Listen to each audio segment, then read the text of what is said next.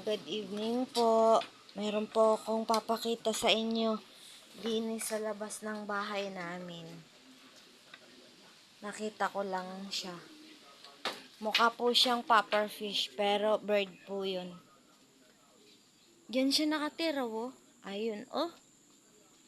Mukha siyang pufferfish. Yan. Namukha po siyang pufferfish pero ibon po yan eh. Ibon? Ibon yan po. Ibon yan. Teka lang.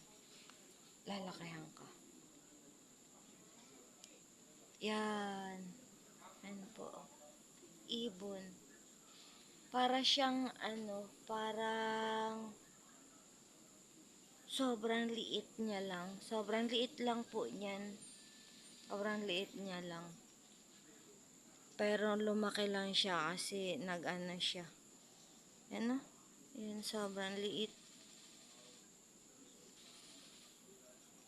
Diyan siya humapon sa dulo ng tagpo. Ito po ang tagpo. Pinutput ko muna. Yan o. Yan. Pipit daw po yan. Pipit.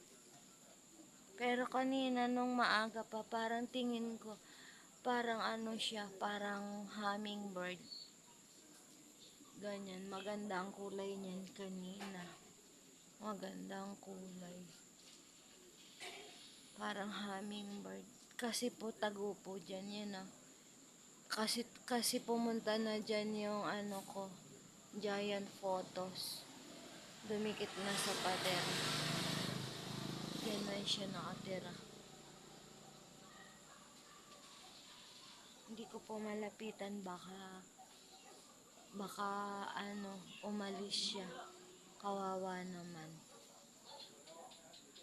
Pipit. Pipit daw po tawag, pipit.